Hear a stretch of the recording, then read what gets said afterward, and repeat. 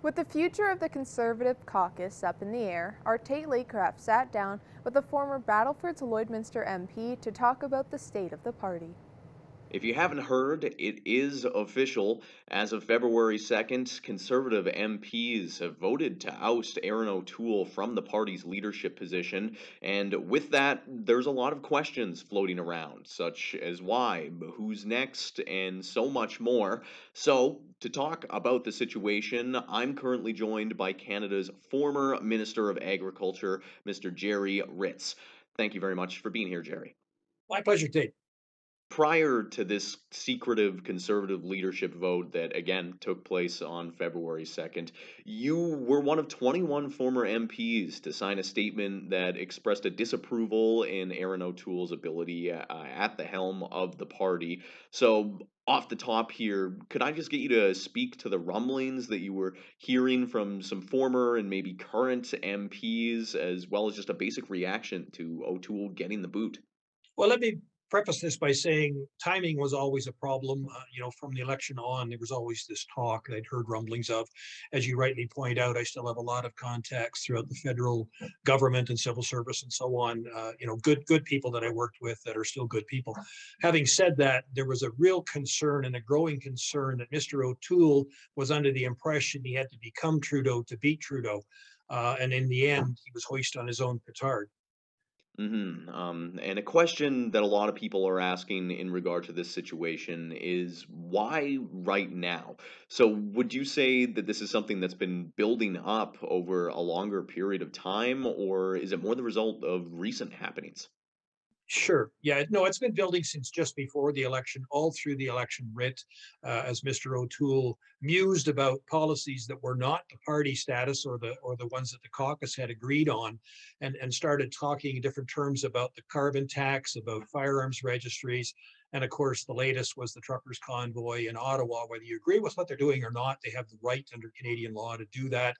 He couldn't seem to make a decision. He was waffling on issues when he should have been succinct and distinct in what he was saying. An opposition is there to do just that, oppose the way and how a government is doing things. And he seemed to be stumbling over that. As I said, he had the idea that somehow if he mimicked Mr. Trudeau, he could somehow replace him. He'd be, fondly remembered by everybody. And that does not work. If you are going to espouse conservative values, then you better stick with them. That's what the grassroots wants to see. And just one question before I let you go here. Less than 24 hours ago, Candice Bergen was named the interim leader of the party. But looking to the future, there are a lot of names being thrown out there in regard to party leader candidates. But from your perspective or from what you're hearing, do you have any leading contenders? Well, at this point, I really don't know. I don't have a dog in that hunt, and nor will I. This is a good one to stand pat and make sure that whoever is elected is embracing what the policies as outlined by the caucus and by grassroots Canadians are. Certainly, there's some questions as to the timing. Mr. Trudeau is in hiding. He's on the ropes over and over. He escapes. Constantly, simply with an assist from our mainstream media, and that's unfortunate. But a lot more Canadians are seeing that happening with some of the ridiculous reporting on the convoy. There's been a couple of arrests, but they were local Ottawa troublemakers. They weren't part of the convoy at all, but you didn't see that in the national media. So those are the types of things that an opposition leader can actually make a lot of hay on, and we weren't seeing that.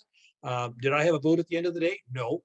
But was I concerned? Absolutely. I was starting to see what we as a government had put in place, what we had worked so hard on, just being cast aside for expediency. And, I've said this morning that an opposition with principles is still far superior to a government without one, even if those principles keep you in opposition for a while. Thank you very much for your time. My pleasure, Tate. Anytime. And looking at local news, the city is looking for residents to serve on 2 different committees relating to the new arena project. A sponsorship committee will be focusing on creating sponsorship packages to sell sponsorship opportunities to businesses to help fund the new event arena, while a second committee will focus on fundraising initiatives to go towards the arena project, such as auctions and events. This project is not going built on government grants. It's not going to be built hopefully just by the taxpayers, but we hope that there's people that are willing to step up and help contribute to fundraising events. Both committees will be working close together and will be made up of a city councilor, 2 city workers, and 6 members of the public. Mayor Albers says he's already heard from interested residents. My email's starting to get received by people, so those names will be passed on to administration and contacted. So it's great to see interest in the community in this project. I've received comments from outside the community saying Lloyd plays a huge role in the region. The deadline to apply to serve on the committees is February 14th, and more information can be found on the city's website. KT & Company is hosting its annual Inspiring Women Conference today. Our Nicole Gruber has more. Dozens of women came out to the 10th annual Inspiring Women Conference today. This morning started out with 3 panelists sharing their stories. I really wanted to instill in my talk that you can try anything, try your hand at it. Just to not be afraid, just to say, sure, I could probably do that, or I could try it. For some, this is also their 10th year of participating. My good friends Tara and Kelly, I just wanted to be here to support them. I love that they bring all these women together, and there's something for everybody. Whether you're a stay-at-home mom, a businesswoman, you get something out of coming to this day and being a part of it. The turnout for today is quite big despite needing to have a little smaller in-person attendance this year. And for the remainder of the day, people will be heading out into breakout rooms where they will get a chance to hear from more inspiring women in a smaller group. One of the breakout rooms will have panelist Stephanie Brown Monroe speaking. I hope that the people that listened to what I had to say today were able to resonate with it, and if I make a difference in the life of even just one person and they're able to take that home and incorporate into their life and live a better life because of it, then really I feel like what I've done here is successful today. For Primetime Local News, I'm Nicole Gruber. Lakeland College is celebrating an achievement for the 6th year in a row as they have been named one of Alberta's top 75 employers for 2022. Alberta's Top Employers is a list that comes out in January of each year and is organized by Canada's top 100 employers. The list recognizes the Alberta employers that lead their industries with their workspaces. Dr. Alice Wainwright-Stewart, President and CEO of Lakeland College, was honored to be recognized again this year. It just makes me really proud of what the Lakeland family can do, and really proud to know that Lakeland is really trying to be forward thinking and always looking at how we can progress to ensure that we have a work-life balance for our employees. Throughout the pandemic, many people struggled with jobs. Wainwright-Stewart says she was thrilled that Lakeland was able to provide solid employment while also making sure students were able to return to the classroom. Our faculty have just really done whatever they could to ensure that our students have that real life education, and they really pulled out all stops when it came to making sure that we could get our students back into in-person experiences when we had to leave those for a bit. The school takes pride in the supports they offer to staff, including on-site childcare, pension support, and mental health initiatives. We really looked at the campus mental health and really impressed with our HR department creating what we call a mental health and wellness cross-functional team. And that cross-functional team, well, that's kind of our Lakeland family way of doing business, but it ensures that we have voice from every area. Lakeland College currently has 298 employees in Canada. Now Shelby Clark will take a first look at today's cold temperatures.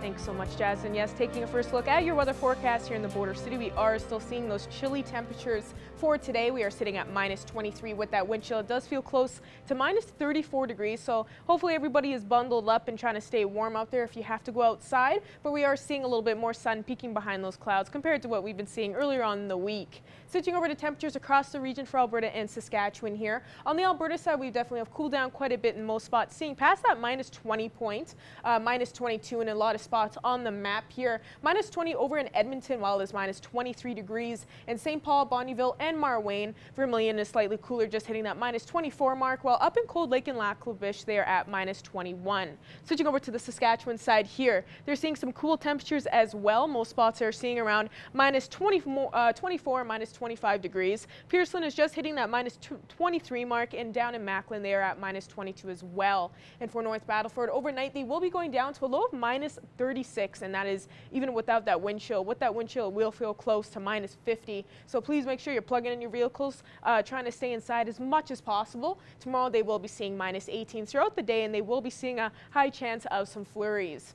Cold Lake will be going down to a low of minus 32, and with that wind chill, they will feel close to minus 40. Tomorrow, they will be seeing cloudier skies throughout the day as well. They're at minus 18, and they will be seeing around a 60% chance of some flurries. And for here in the border city, it will be going down to a low of minus 28, so we will be feeling closer to minus 36 with that wind chill. So as I was saying, make sure you're plugging in those vehicles if needed.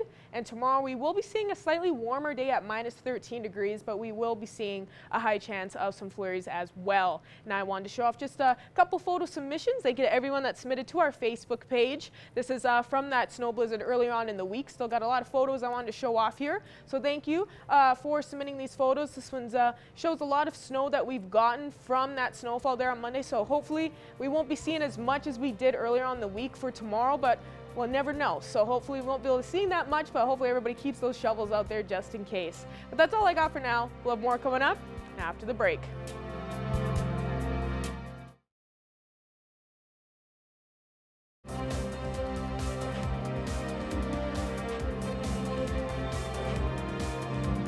Welcome back. AgriVisions is coming up next week, and with a preview on what this year's AgriVisions will have in store, here's Thomas Wildman. Today we have Shelly Ann Dodgson, the Ag Manager at the Lloydminster Agricultural Exhibition Association, and she's here today to talk to us about AgriVisions. And so thank you so much for being with us today, Shelly. Not a problem. I love talking agriculture. So what's your questions for me? All right, my first question today is, could you just give a brief overview of AgriVisions for those who are not informed? So AgriVisions is in its 34th year here at the Lloyd exhibition.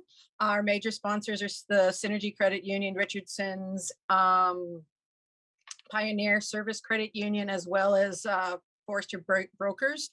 AgriVisions is a 2-day event. It's a trade show and conference. So we have 3 buildings full of trade show, everything from tractors to grain dryers to livestock feeds and cattle equipment and livestock equipment. We have our Hall of Fame inductee and keynote speaker at the Heart of the Farm banquet the night of the Wednesday, February 9th. And then we also have over the 2 days, the 9th and 10th, we have session speakers. So we have session speakers anywhere. We have Wes Anderson coming. We have Dr. Camille Cabellis from the Vet College out of the University of Calgary, and a host of other speakers, as well as an agronomy stage where we have vendors providing information on what they're having here at the trade show.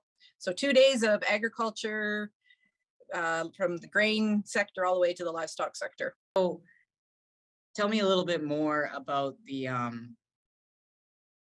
banquet that will be happening on Wednesday. So the Heart of the Farm banquet, cocktails start at 5:30, then supper's at 6.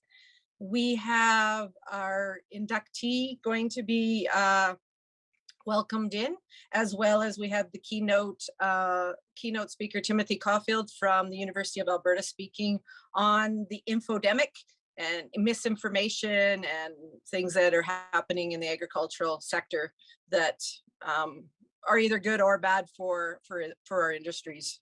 So Shelley, what does it look like in terms of pricing to kind of go to AgriVisions, to attend the banquet, to see some of the keynote speakers. Just what is the pricing looking like for somebody who would like to attend a bunch of these events? So we have several different opportunities. We have a 2-day conference package, which includes your 2 lunches, 2 breakfasts, and the trade show and sessions.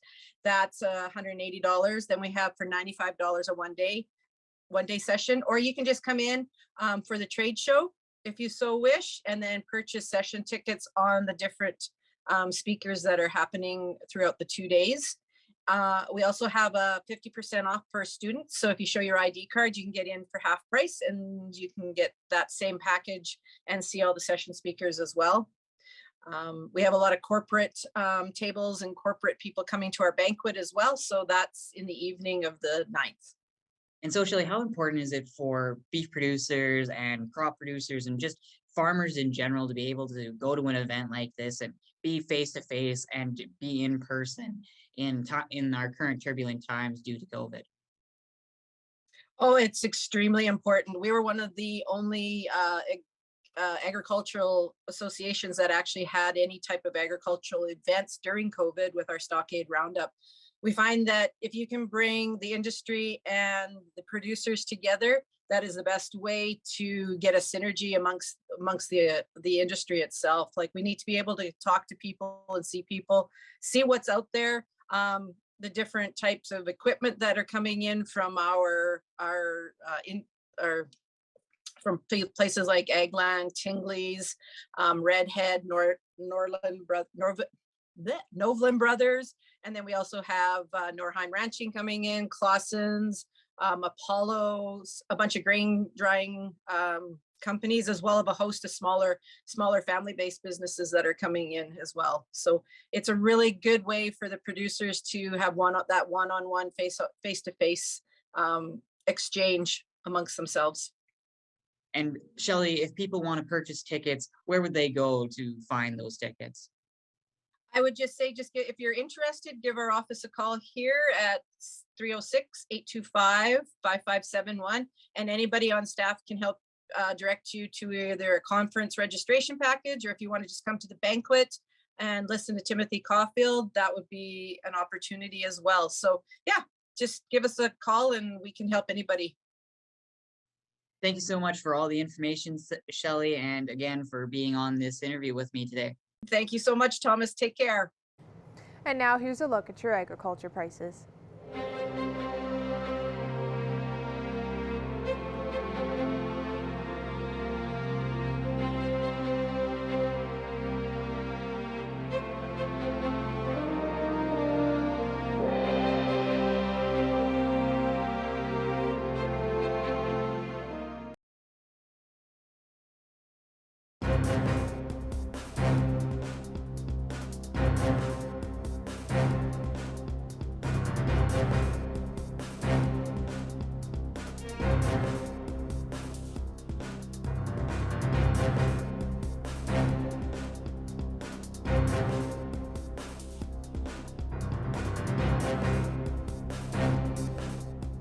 Joining us today for Primetime Local News is Christine Knork with the Lloydminster and District Co-op. Thank you so much for speaking with us. And now we are talking about co-ops across Western Canada that are now helping out the co-op community through this Community Spaces program. Can you explain what this program is? You betcha. So Co-op Community Spaces was actually created by Federated Co-op, which is our supplier, and all the retail co-ops across Western Canada are members of Federated Co-op. Federated Co-op wanted to find a way to invest money in local retail operations across Western Canada, and they created Co-op Community Spaces. So it's a wonderful program where local charities, sports teams, clubs, groups can apply for funding for their various projects and have the possibility of earning money towards them. Now, how much is available for this new year to distribute for projects? So according to Federated's website, they've got $1 million earmarked for Co-op Community Spaces. And again, that is spread across Western Canada. So there's an application process by which charities or groups can submit their application online. It's then reviewed independently, so it's not reviewed locally here by Lloydminster and District Co-op, but we've been very fortunate in the past to have had some local charities receive funding. for this program, what exactly is the main goal to help with for local co-ops across Western Canada? The goal, according to Federated with Co-op Community Spaces, is to create welcoming places where the community can gather. And as people know, our members and our staff know, Co-op is about that. It's about family and it's about community. It's about keeping money local. And through community spaces, they really wanted to create an opportunity to spotlight what co-ops can do in their local community. How many years has this program been around for to help out with the co-op community? I think it's actually been around since 2015, so for quite some time. Like I said, they've really created and spearheaded it as a way to really amplify their investments in local communities and to give a chance for local retail co-ops like us to connect with different groups. Co-ops give back all the time. That's something that makes us a really special kind of business. But this is just one more way for people to get that support. And Christine, would you be able to expand a bit more on what way organizations, nonprofits, charities, and businesses can help support this and how they can get involved? Yeah, so if you are a local charity or a nonprofit organization, you might be a group, a special interest club, and you're looking for funding because there's a lack of funding out there for these things, that's for sure. They can go online and Google Co-op Community Spaces. There's 3 specific streams that Co-op Community Spaces funds. One of them is recreation. The second is urban agriculture.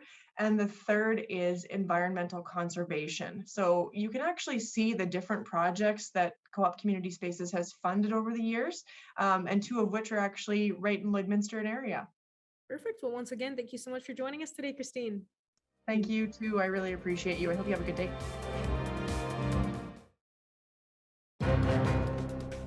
Furniture set and design supplied by Furniture Gallery and Furniture House, downtown Lloydminster.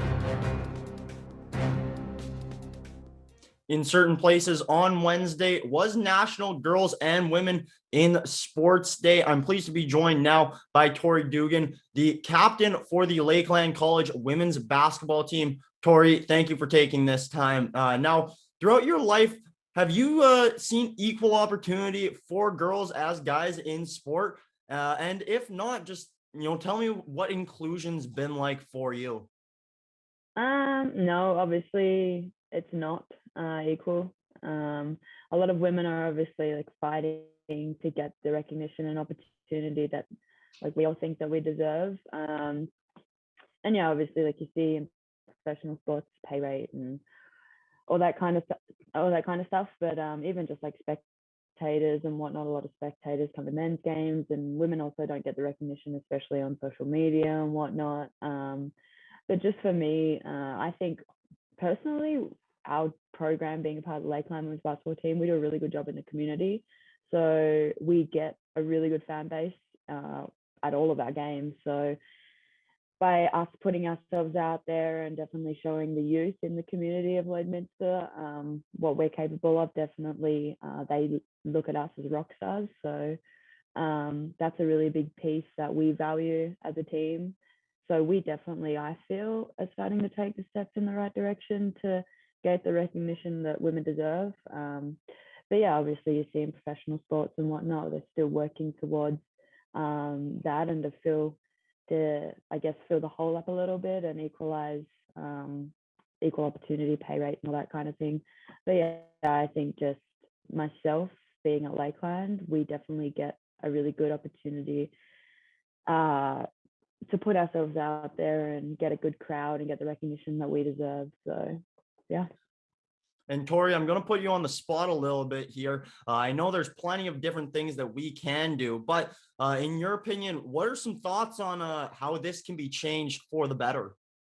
There are a lot of ways, obviously, that we can take, but honestly, just women aren't recognized in any kind of like public space. I don't feel like you see social media is such a big platform these days, and even just like I guess 8, 9, 10-year-olds all have social media these days, and all you see is flooded social media with men's basketball, men's football, men's like all of the men's stuff, and then every once in a while you see, oh, okay, WNBA playoffs are on, but you wouldn't know unless like you see the one thing on social media. But I think obviously just like voicing it, women getting involved in the community, and just like keep taking the steps forward to just like put a little bit of a preview on that, like women in sport is just as important as men in sport. But again, we can't take those steps unless people are willing to take them with us. So just us having a voice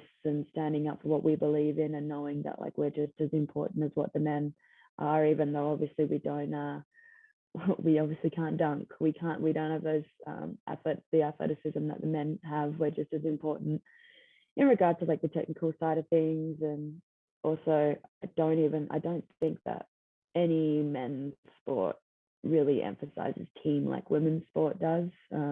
We obviously can't solely rely on the one player to carry a team over the line, and I think teamwork and whatnot is a really big thing within women's sports, and valuing the relationships and the culture within that. And I don't really think that is spoken about enough. You just see like the LeBron James, Kevin Durant, Stephen Curry's of the world, whereas like you wouldn't know who, I guess, Sue Bird was without her supporting cast and whatnot. So yeah, I think we just need to keep taking the steps to talk about it. Just emphasize how important women are in sport. So Finally, Tori, just to sort of touch back to your first answer, back to question one there, you mentioned that you guys feel like superheroes. Being an athlete playing at the top level here in Lloydminster, I guess, do you feel like a role model for some of the younger girls around town? Oh, for sure. I think that I myself coach a lot in the Ruffles youth group, and a lot of like club stuff or whatnot that we're working towards. But you see the girls that keep coming back, and it's actually like expanding and growing, and not even just for girls now. Like we see young boys who are actually coming to our games, and they think that we are just like superstars. And it's so cool that we have the effect and the impact, not just on young women, but also like young boys in the community as well. And their parents, even though they're too shy to come up to us and talk to us, their parents will be like, oh, my boys just think you guys are awesome. And just, you think that women have an impact on just girls, but we're not seeing that at the moment in the, like, not just that in the community. We're impacting like females and males. And yeah, it's so awesome that after our games, we have a long line of like the youth kids, and they just give us high fives. They'll yell out to us in the stands. And you definitely know that the community involvement piece and coaching and all of that, it pays off, because like I said, we're impacting a lot of the young kids in the community right now, and you definitely see that in our crowds. And it's nice to see that the young boys in particular can, like, we're showing them that we're good too, and that they can model their game around us as well. So it's really rewarding and fulfilling. So yeah. Well, Tori, thank you very much for taking this time and joining me, and best of luck with the rest of your regular season and going into the playoffs. This was Tori Dugan, captain of the Lakeland College women's basketball team. Now ending off with taking another look at your 7-day forecast. We'll see some more flurries this weekend. Then next week we'll be seeing those plus-digit temperatures. So get ready. We're heading back into summer quick here with those temperatures. Seeing that +6 next Monday, and then seeing that continue on through next week, and seeing a little bit of a lower chance of some flurries next Wednesday. Thanks, Shelby, and thank you for joining us on Primetime Local News tonight. And you can catch us again in the second hour.